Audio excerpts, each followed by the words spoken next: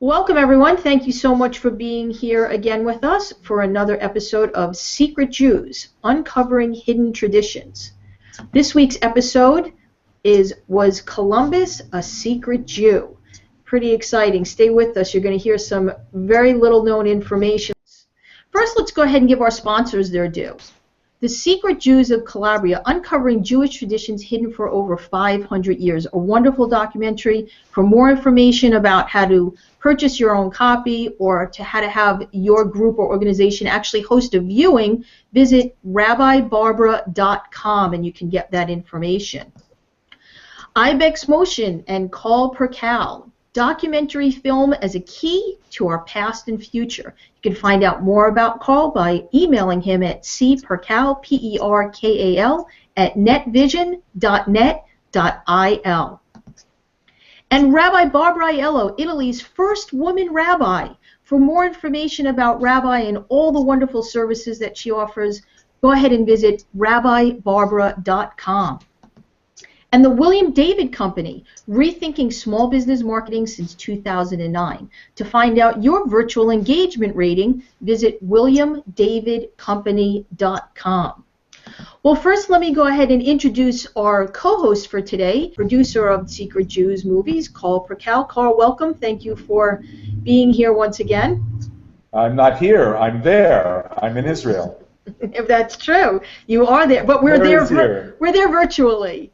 And Rabbi Barbara Aiello. Welcome, Rabbi. Hello, I am here in Florida, but on my way back to Bella Italia. All right. Well, Carl, I think you're going to start us off with this week's episode. Okay. I find it absolutely mortifying that we're going to claim Columbus as one of our own as a Jew, because Columbus is such a problematic character and begins the beginning of the European, let's call it the invasion, and in a sense destruction of the native populations of South America and North America. So I don't know. But on the other hand, that doesn't mean he wasn't a secret Jew. And I know for sure, Rabbi, that there were Marranos or Conversos and secret Jews who made their way with the Spanish conquest to South and North America. There's no question about that. And I'm going to tell you a little bit later about how they may have even made their way to the Navajo Indians of Arizona. But I really want to ask, are we happy to claim Columbus as our own? Is he a secret Jewish hero?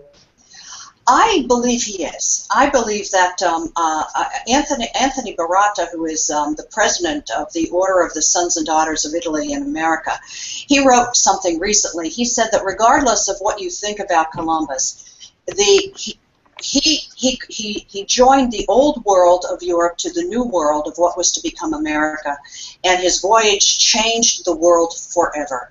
So, do we claim him as a Jew? Well, when you said that, yes, indeed, I'm going to go back to one little point you made, because you said, yes, indeed, there were Marranos on Columbus's ships. Yes, and you agreed to that. Well, I would say to you, who's going to let Jews on a ship except another Jew who happened to be captain or organizer of the entire expedition?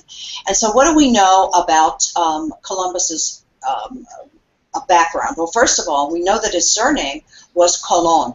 Colon is a recognizable Spanish and Italian Jewish surname. We believe that he was a secret Jew, and because he worked alongside of fellow Jews during the horrors of the persecution that were brought on by the Inquisition. Also, in an opinion piece on a CNN blog in 2012, an author by the name of Charles Garcia, actually I should call him a historian, he summarized what historians have long suspected and believe now that they've been able to corroborate, and that is that Columbus wrote and spoke in Castilian Spanish, which was Ladino, and in his letters that he wrote, he signed them off with the phrase meaning, "with God's help," that only Spanish Jews wrote on their letters as a way of being able to identify one to another. But the most compelling evidence is in the museum, the Maritime Museum in Genoa, Italy. And there you can see Columbus's manifests from various of the many voyages that he took. And what is the most compelling evidence of all is that when he was evaluating his sailors, who was good, who was bad, who was obedient, who wasn't, he wrote in Hebrew.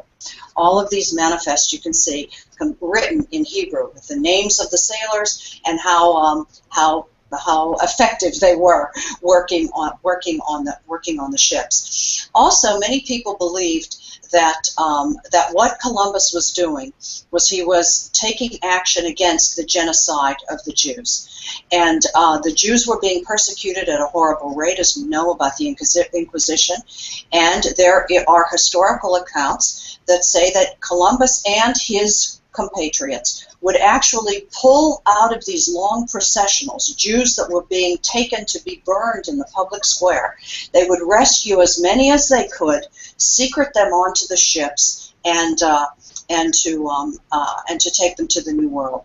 Now, we know that October 12, 1492 was an important date for two reasons, and of course the obvious one is the day that Columbus set sail.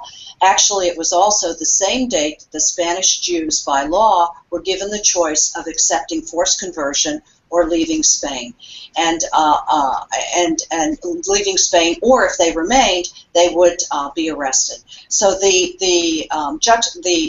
fact that that date holds two very important historical events is part of my argument that Columbus was indeed a secret Jew.